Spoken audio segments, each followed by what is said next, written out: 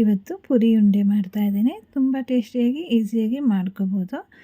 ಮಕ್ಕಳಿಗೆಲ್ಲ ತುಂಬಾ ಇಷ್ಟ ಆಗುತ್ತೆ. ಬನ್ನಿ ಹೇಗೆ ಮಾಡೋದು ಅಂತ ನೋಡೋಣ. ಇಲ್ಲಿ ನಾನು ಪ್ಯಾಕೆಟಲ್ಲಿ ಸಿಗುವಂಥ ಪುರಿ ತೊಗೊಂಡಿದ್ದೀನಿ.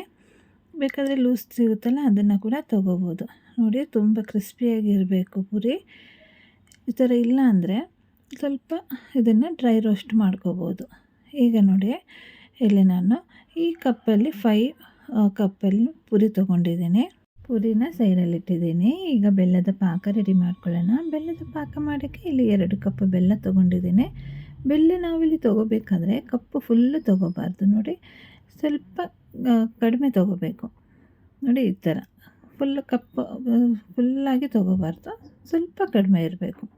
ಆ ಥರ 2 ಕಪ್ ತೊಗೊಂಡಿದ್ದೀನಿ. ಪುರಿ ತೊಗೋಬೇಕಾದ್ರೆ ಫುಲ್ಲು ಕಪ್ ತೊಗೋಬೇಕು. ಈ ಥರ ಮೆಜರಲ್ಲಿ ಹಾಕೋಬೇಕು, ಆವಾಗ ಕರೆಕ್ಟ್ ಆಗುತ್ತೆ. ಈಗ ಇದಕ್ಕೆ 1/4 ಕಪ್ಪಷ್ಟು ನೀರನ್ನು ಹಾಕೋತಾ ಇದ್ದೀನಿ. ನೀರು ಹಾಕಿ ಬೆಲ್ಲನ ಚೆನ್ನಾಗಿ ಮೆಲ್ಟ್ ಮಾಡ್ಕೊಳ್ಳೋಣ. ಇಲ್ಲಿ ಮೀಡಿಯಮ್ ಫ್ಲೇಮಲ್ಲಿಟ್ಟು ಬೆಲ್ಲನ ಮೆಲ್ಟ್ ಮಾಡ್ಕೊತಾ ಇದ್ದೀನಿ. ಫ್ರೆಂಡ್ಸ್, ನನ್ನ ಚಾನಲ್ನ ನೀವಿನ್ನೂ ಸಬ್ಸ್ಕ್ರೈಬ್ ಮಾಡಿಲ್ಲ ಅಂದರೆ ನನ್ನ ಚಾನಲ್ನ ಬೇಗನೆ ಸಬ್ಸ್ಕ್ರೈಬ್ ಮಾಡಿ, ನನಗೆ ಸಪೋರ್ಟ್ ಮಾಡಿ. ಮತ್ತು ಪಕ್ಕದಲ್ಲಿ ಬೆಲ್ ಐಕಾನ್ ಇರುತ್ತಲ್ಲ, ಅದನ್ನು ಕೂಡ ಪ್ರೆಸ್ ಮಾಡಿ ತಪ್ಪದೆ ಆಲ್ಗೆ ಕ್ಲಿಕ್ ಮಾಡಿ. ಆಲ್ಗೆ ಕ್ಲಿಕ್ ಮಾಡಿದರೆ ನಾನು ನ್ಯೂ ವೀಡಿಯೋಸ್ ಅಪ್ಲೋಡ್ ಮಾಡಿದಾಗ ನಿಮಗೆ ನೋಟಿಫಿಕೇಷನ್ ಬರುತ್ತೆ. ಇದೇ ಥರ ವೆರೈಟಿ ರೆಸಿಪಿ ಅಪ್ಲೋಡ್ ಮಾಡ್ತಾ ಇರ್ತೇನೆ. ಇದೇ ಥರ ವೆರೈಟಿ ರೆಸಿಪಿ ಆಲ್ರೆಡಿ ಅಪ್ಲೋಡ್ ಮಾಡಿದ್ದೀನಿ, ನೋಡಿಲ್ಲ ಅಂದರೆ ಚೆಕ್ ಮಾಡ್ಕೊಳ್ಳಿ. ಈಗ ನೋಡಿ, ಬೆಲ್ಲನ ಚೆನ್ನಾಗಿ ಮೆಲ್ಟ್ ಮಾಡ್ಕೊಳ್ಳೋಣ. ನೋಡಿ, ಚೆನ್ನಾಗಿ ಮೆಲ್ಟ್ ಆಗಿದೆಲ್ಲ. ಈಗ ಇದನ್ನು ಸ್ಟ್ರೈನ್ ಔಟ್ ಮಾಡೋಣ. ಯಾಕಂದರೆ ಇದರಲ್ಲಿ ಏನಾದರೂ ಡಸ್ಟ್ ಏನಾದರೂ ಇದ್ದರೆ ಅದೆಲ್ಲ ಕ್ಲೀನ್ ಆಗುತ್ತೆ. ಈಗ ಅದೇ ಪಾತ್ರೆನ ತೊಳೆದು ಇಟ್ಕೊಂಡಿದ್ದೇನೆ. ಈಗ ನೋಡಿ, ಸೋಸಿರುವಂಥ ಬೆಲ್ಲದ ಪಾಕನ ಹಾಕೋತಾ ಇದ್ದೇನೆ.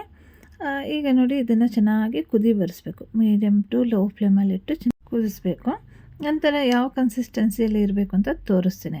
ಇದನ್ನು ಸ್ಟರ್ ಮಾಡ್ಕೊತಾನೆ ಚೆನ್ನಾಗಿ ನಾವು ಪಾಕ ಮಾಡ್ಕೋಬೇಕು. ನೋಡಿ, ಈಗ ಚೆನ್ನಾಗಿ ಬಬಲ್ಸ್ ಬರ್ತಾ ಇದೆ ಅಲ್ಲ. ನೋಡಿ, ನಾನು ತೋರಿಸ್ತೀನಿ. ಸೈಡಲ್ಲಿ ನೀರನ್ನು ಮಾತ್ರ ಒಂದು ಬೌಲಲ್ಲಿ ತೆಗೆದಿಟ್ಕೊಂಡಿರ್ಬೇಕು, ಯಾಕಂದರೆ ಕನ್ಸಿಸ್ಟೆನ್ಸಿ ಚೆಕ್ ಮಾಡೋಕ್ಕೆ ಬೇಕಾಗುತ್ತೆ. ನೋಡಿ, ಈಗ ತೋರಿಸ್ತೀನಿ. ಈ ಥರ ಆಗಬೇಕು. ನೋಡಿ, ಈ ಥರ ಬಬಲ್ಸ್ ಬರೋಕ್ಕೆ ಸ್ಟಾರ್ಟ್ ಆಗುತ್ತಲ್ಲ, ಆವಾಗ ಏನು ಮಾಡಬೇಕು ಅಂದರೆ ಗ್ಯಾಸ್ ಫ್ಲೇಮ್ನ ಸ್ವಲ್ಪ ಲೋ ಮಾಡಿ ಇಟ್ಕೋಬೇಕು. ಲೋ ಮಾಡಿ ನಂತರ ನೀರನ್ನು ಇಟ್ಟಿರ್ತೀವಲ್ಲ, ಅದಕ್ಕೆ ಒಂದು ಸ್ವಲ್ಪ ಈ ಸಕ್ಕರೆ ಬೆಲ್ಲದ ಪಾಕನ ಹಾಕೋಬೇಕು. ಹಾಕಿ ಒಂದು 2 ಸೆಕೆಂಡ್ ಹಾಗೆ ಬಿಡಿ, ಸ್ವಲ್ಪ ತಣ್ಣಗಾಗಲಿ. ನಂತರ ಅದನ್ನು ತೆಗಿಬೇಕು. ನೋಡಿ, ಈ ಥರ ಎಲ್ಲ ಒಟ್ಟಿಗೆ ಮಾಡಿ ತೆಗಿಬೇಕು. ಅದೊಂದು ಅಂಟು ಬಂದಿರುತ್ತೆ, ಗಟ್ಟಿಯಾಗಿರ್ಬಾರ್ದು, ತುಂಬ ಸ್ಮೂತಾಗಿ ಈ ಥರ ಬಾಲ್ ಮಾಡೋಕ್ಕೆ ಆಗಬೇಕು. ನೋಡಿ, ಈ ಥರ ಇರಬೇಕು. ನೋಡಿ, ಈ ಥರ ಆದರೆ ಉಂಡೆ ಮಾಡೋಕ್ಕೆ ಸರಿಯಾಗುತ್ತೆ ಅಂತ ಅರ್ಥ. ನೋಡಿ, ಈ ಥರ ಕನ್ಸಿಸ್ಟೆನ್ಸಿ ಬಂದರೆ ಪೂರಿ ಉಂಡೆ ಮಾಡೋಕ್ಕೆ ಪಾಕ ಕರೆಕ್ಟಾಗಿದೆ ಅಂತ. ಈಗೇನು ಮಾಡಬೇಕು ಅಂದರೆ ಬೇಗನೆ ಒಂದು ಸ್ಟರ್ ಕೊಟ್ಟು ಪುರಿ ಹಾಕೋಬೇಕು ಇಮಿಡಿಯೇಟಾಗಿ. ಗ್ಯಾಸ್ ಫ್ಲೇಮ್ನ ಲೋಲ್ಲಿಟ್ಟು ಬೇಗನೆ ಪುರಿ ಹಾಕಿ ಚೆನ್ನಾಗಿ ಮಿಕ್ಸ್ ಮಾಡ್ಕೋಬೇಕು. ಈ ಪ್ರೋಸೆಸ್ನ ಸ್ವಲ್ಪ ಬೇಗ ಬೇಗ ಮಾಡ್ಕೋಬೇಕು, ಟೈಮ್ ಕೊಡಬಾರ್ದು, ಯಾಕಂದರೆ ಪಾಕ ಗಟ್ಟಿಯಾಗಿಬಿಡುತ್ತಲ್ಲ. ನೋಡಿ, ಗ್ಯಾಸ್ ಫ್ಲೇಮ್ನ ಲೋಲಿಟ್ಟಿದ್ದೀನಿ. ಚೆನ್ನಾಗಿ ಮಿಕ್ಸ್ ಮಾಡ್ಕೋತಾ ಇದ್ದೀನಿ. ಮಿಕ್ಸ್ ಮಾಡಿ ನಂತರ ಗ್ಯಾಸ್ ಫ್ಲೇಮ್ನ ಆಫ್ ಮಾಡಿಬಿಡಬೇಕು.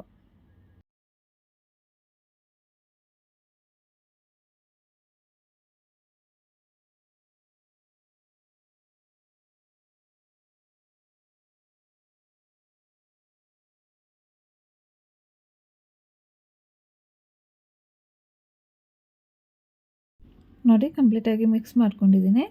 ಈಗ ಇದನ್ನು ಗ್ಯಾಸ್ ಫ್ಲೇಮ್ ಆಫ್ ಮಾಡಿ ಈಗ ಸೈಡಲ್ಲಿ ಇಟ್ಕೋತಾ ಇದ್ದೀನಿ. ನೋಡಿ, ಕೈಯಲ್ಲಿ ಮುಟ್ಬೋದು, ಅಷ್ಟು ಬಿಸಿ ಏನಿರಲ್ಲ.